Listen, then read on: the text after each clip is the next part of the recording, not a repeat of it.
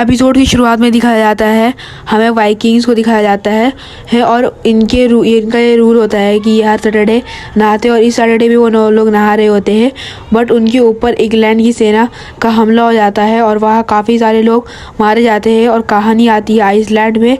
यहाँ लीफ कहीं जा रहा होता है थोरफिन कहता है उसे भी ले चले। लीफ कहता है मैं नॉर्वे जा रहा हूँ, वहाँ मज़े करने नहीं जा रहा, फूल और फल के बदले शराब ले आऊँगा। मुझे साल ख़त्म होने से पहले शराब लानी होगी, वरना मैं जीसस क्राइस्ट का बर्थडे नहीं मना पाऊँगा। और फिर लीफ को एक शिप दिखती है। वो थोरफिन को कहता है अपने पिता को बताने की एक वॉरशिप है। फिर थोरफिन जाकर थोर्स को बता देता है कि एक वॉरशिप आई है और वॉरशिप आइसलैंड में पहुंच जाती है और वहाँ थोर्स भी पहुंच जाता है।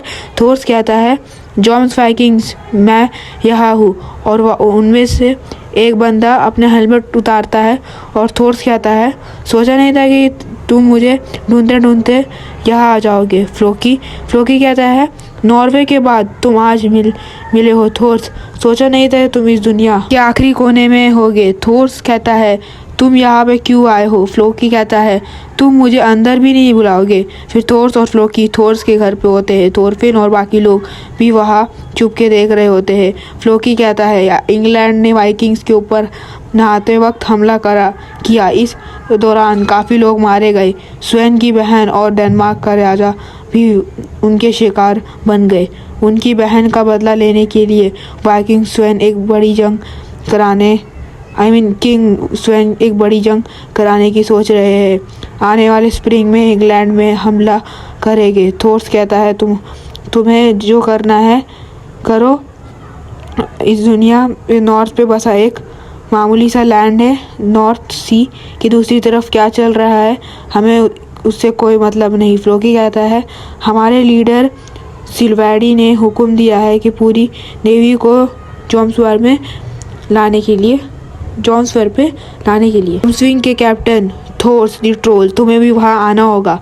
15 साल से गायब होने के बाद तुम्हें जंग में आने का मौका मिला है। लीडर सब भुलाने को तैयार है, बस तुम इस जंग में आ जाओ। थोर्स कहता है बस इतना बोलने के लिए तुम्हें वॉरशिप में आने की क्या ज़रूरत थी। फ्लोकी कहता है तुम बदल गए हो थोर्स, तुम्हारे इस आइलैंड में बदल दिया है या तुम बदल गए हो पता नहीं। और फिर वो थोरफिन लोग की तरफ देखता है और वो सब भाग जाते हैं। फ्लोकी कहता है ये अच्छा विलेज है मैं उन बच्चों की शक्ल में देखकर बता सकता हूँ कि वो आज तक बिना जंग के जीते आए हैं। फिर थोरफिन की तरफ सब काफ़ी लोग खुश होते हैं ये बात सुनकर कि वो लोग जंग में जाने वाले हैं। फ्लोकी कहता है अगर तुम इस जंग में हमारे साथ नहीं आए तो मैं अपने लीडर का हुक्म नहीं सुन पाऊँगा। मैं ऐसी हालत में कभी भी खाली हाथ नहीं जा सकता। यानी वो इनडायरेक्टली कह रहा है कि अगर वो जंग में नहीं आएगा तो वो इस लैंड के सभी आदमियों को मार देगा। फिर हमें लीफ को दिखाया जाता है जो कि थोरफिन को जॉम्स वाइकिंग के बारे में बताता है। जॉम्स वाइकिंग्स वो जॉम्सबर्ग में बसी एक सेना है। जॉम्सबॉर्ग में बसी एक सेना है। मैंने सोचा नहीं था कि थोर्स एक जॉम्स वाइकिंग होगा। जॉम्स वाइकिंग के लोग इतने ताकतवर होते हैं कि विनलैंड का राजा भी उनसे टैक्स नहीं वसूल पाता। वो नॉर्थर्न सी के सबसे ताकतवर सेना है। और वहाँ फ्लोकी आता है और अपनी सेना को वापस जाने कहता है और कहता है मेरा नाम फ्लोकी है, मैं यहाँ अपने लीडर के हुक्म में आया हूँ थोर्स को हमारी जंग के लिए बुलाने इनविटेशन देने के लिए इनवाइट करने के लिए। हमारा लीडर ने रिक्वेस्ट की है कि थोर्स को वॉरशिप दिया जाए। अगर तुम्हारे पास हिम्मत है तो थोर्स के साथ जॉम्सबॉर्ग आ जाओ। फिर वो वहाँ से चला जाता है और फिर हमें दिखाया जाता है कि सारे लोग खुश होते हैं क्योंकि उनके जंग में जाने के मौका मिलेगा उनको जंग में जाने का मौका मिलेगा। लेकिन थोर्स इससे डिसएग्री करता है। अगले सीन में थोर्स लीफ और हेल्गा साथ में। लीफ कहता है शायद तुम मना नहीं कर सकते थे। थोर्स कहता है मैंने इस लैंड के लोगों को मुश्किल में डाल दिया।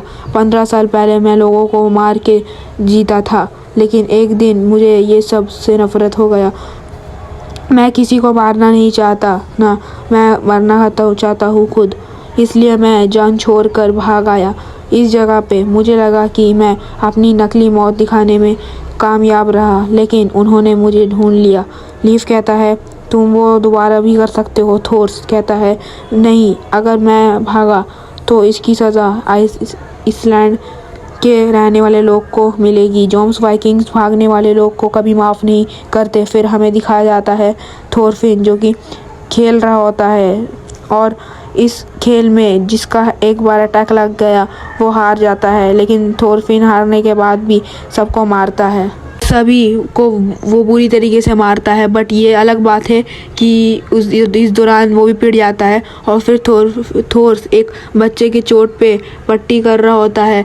तभी दूसरे बच्चे कहते हैं ये सब थोरफिन ने किया है। थोर्स उस बच्चे के को कहता है, सॉरी, मैं उससे बात करूँगा। फिर उसके साथ एक आदमी कहता है कि ये सब पे सीरियस मत हो, जो बच्चों का मामला है।